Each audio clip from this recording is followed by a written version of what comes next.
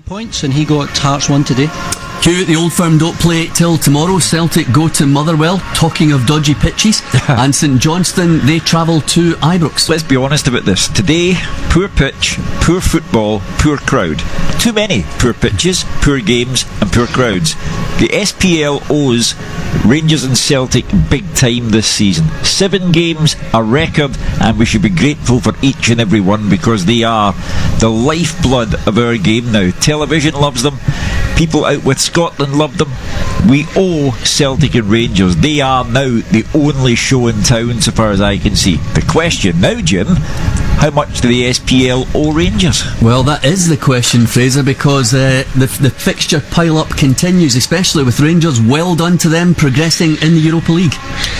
Yeah, I think the only way they're going to fit the fixtures in if Rangers lose on Wednesday night against Celtic in the Cup replay, so they might have to drop the split back, may have to extend the season slightly. It's a major issue, but at the other end, you know, you have Celtic arranging a pre-season game, I think a tournament in Dublin at the end of July. The plan was to bring the season forward, to open up at the start. Will that happen? I don't know. You know, you have the teams at the bottom of the third division, the Scottish Football League teams. No, we're not interested in pyramid structures or opening up at the bottom. So all of a sudden now, all the good chat, and there has been some good chat, and I think progress has been made with regards to the reconstruction. All of a sudden people are now just voting and doing things in their own self-interest. Walter Smith did say a number of months ago, well, we can't extend the season. Now I know he was being facetious, he was having a go and making a point about previous seasons, but he's already said you can't extend the season. But I think for any team, whether it be Rangers, whether it be Dundee United, who have got games to catch up on, to ask the players to play 4 times a week, never mind the integrity of competition, to ask players to continually play and try to be at their best, as Hugh's saying, you know, that people are not coming to the games, are looking for a good standard of game. I don't think you can do that if you're playing 4 times a week. Daryl King's at Rugby Park this afternoon. Daryl, if I can quote from an article in your newspaper, The Herald, today, written by Michael Grant, if Rangers reach the Europa League's last 8, the 2 midweeks after that will be eaten up as well. If Rangers keep going in the 2 cup tournaments, it will be 8 weeks, Wednesday, April the 20th, before they have a midweek date when one of their 4 outstanding league games could go ahead. Daryl? Yeah, I think at this moment in time, Jim, it's a difficult situation, but it will become an absolute crisis if Rangers do beat PSV Eindhoven, because that would really put the SPL up against it. I think I know Michael did speak to Ian Blair yesterday for quite a while about this issue, and they're looking at all sorts of different contingency plans regarding Rangers fixtures, including if they do go out of the Cup.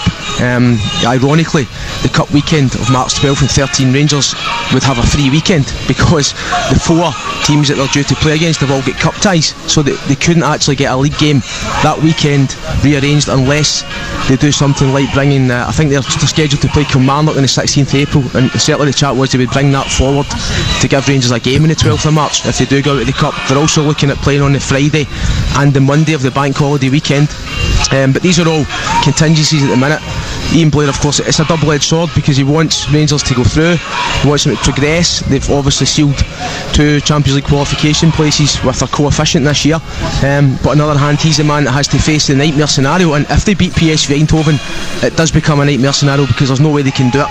Mark Guidi, is it fair for Rangers to ask the SPL for some help in this matter? Well, they can ask for help, whether they get it or not is another matter, but Jim, the SPL was made up with the clubs, and the clubs in the SPL have been through this in 2003 and more recently, and which was more of a headache was 2008. Well, they never learn.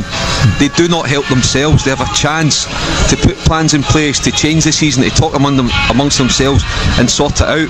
So sometimes something goes out the window in terms of because the SPL and the clubs can dictate policy, can get things pushed through, and you know, they don't seem to do it. They start, you know, looking to blame each other once it comes around. They've got history in this. They should learn from it. Hugh, are they learning from it? Doesn't appear to be. Well, there are also mitigating circumstances. I mean, we've had a terrible winter, which has created the fixture backlog. There's also a finite period of time in which matches can be played. Now, if Rangers are successful and we as a country benefit, then I think that Rangers are entitled to get what Walter Smith is asking for. If the season can be extended in any way, then I think we do have a moral responsibility to them. They're bringing credit to the country. They're also improving the coefficient table. They're maintaining a higher standard for us, and I think it's fair that they get what he is asking for. What if The that's Celtic- unfair on other clubs? Well, in what way is it unfair on other clubs, Andy? Well, because you've got a top six and a bottom six, so you've got games to play. What if you're playing a bottom six club and that bottom six club know exactly what they need to do to either get into the top half or remain in the bottom half? What if you're playing against a club that's going for Europe? I think there's a number of clubs. You can throw up a number of situations where it might not be fair on the other club, and that's why I think I don't think that there is. It's unavoidable to be playing 3, maybe 4 times in a week. So we'll come back then to this question of the integrity of the competition. So Well, Rangers will just have to be horsewhipped through the remainder of Hugh, it. I'm not saying it's right or wrong. I'm saying that I think every club that I've been at, the people in charge of it, they're pretty selfish and they're not really interested in anything else. So they only want what's best for their club. So this idea of doing Rangers a favour, I think you'll just find that too many clubs will say, no, we don't want to do that. We have the added problem, Fraser, of the Carling Cup at the end of this season. So if you extend the season, do you deny Craig Levein a full squad? Well, there's also the issue of there's a Brazil friendly coming up as well, which takes up a whole week and a weekend as well, and that's a difficulty for the SPL. And nobody's be pointing fingers at likes of Neil Doncaster and Ian Blair who do the job within the parameters that are set for them. Hugh's absolutely spot on. As was Mark's comment was excellent about the SPL. Are the clubs themselves? They dictate policy, they decide, and then that's delivered by the staff that work for them. So it's a difficult one for them. They're also hamstrung by international weeks throughout the season. There's also the European weeks as well. There's weeks put aside for League Cups. It's a problem. We have to extend the season at the start, and I said earlier that the Old Firm want to arrange the pre-season friendlies. I can understand that completely because they bring in a lot of income to those clubs, but everything needs to be looked at now, because if we're going to extend the season at the start, I think you could extend the season at the end into sort of late May.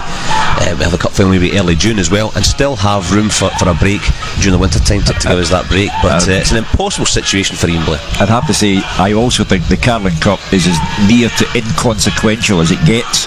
Craig Levein can bring in players from down south or anywhere else he likes and mix and match and do But Hugh, it goes back to the selfish again. If you're Craig Levein, Yeah. I want these players. Yeah, I understand that. Because I have been charged with taking Scotland to a major finals at some point, and you're now going to deny me all the players. That's what Craig Levein will say. Well, something has to give. I mean, I think it's unfair on a team doing their best to maintain this country's standing, who are then punished on a domestic level. And the Carling Cup for me means next to nothing. We punish, Jim, you then punish Scotland, and our coefficient drops, and we drop into the 4th or 5th pot for seedings as a national team. It's a no-win situation. You just need to go away and think about this again. There's got to be something better. There is no way out of this. I mean, it's really, really difficult for I think anybody to come it's out with it. unavoidable. I think that's the bottom line. The other thing is, and I actually noticed it wasn't reported in every paper, what Walter Smith also said yesterday was it's Rangers' own fault. Yeah. Because he's been denied funds to strengthen his squad. Yeah, and what more can he do than be as honest as that? But that's another issue. I mean, Rangers' finances have been an ongoing issue for the last 3 years, during which time they've dominated the championship. So what will come down to is the Celtic supporters will say, well, he said at the start the season shouldn't be extended, so why should it? So for the Celtic supporters, it's a clear-cut issue. Walter Smith should keep quiet, and the season should stutter and stumble on as it has been doing and will go on doing. But Darryl, the other clubs can argue if Rangers only have 15 players to rotate, it's their fault. Yeah, that is their fault, and he's right. You know, they had 28 players in 2008 and they didn't win the league, and they've got 20 players this year. So, you know, that's the downsizing that's going on at the club. That's not the SPL's fault. Walter Smith's absolutely right. I agree with Fraser. It's a nightmare for Ian Blair. You know, I think you put it down at the start of the season, you try to plan as best you can. You've got a couple of or 3 weeks that you hope would be enough to cushion any problems, and then the winter kicks in.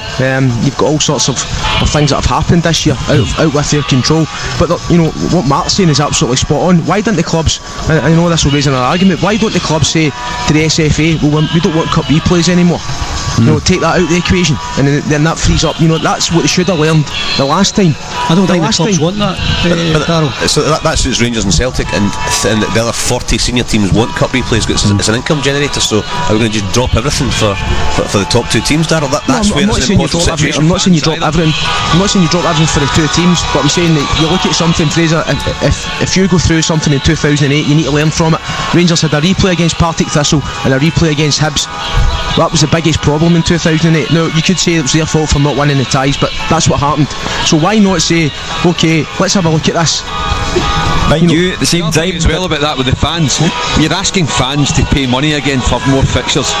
It's enough for them to be paying extra for cup games, 25, 30, 35 quid. Play it to a finish.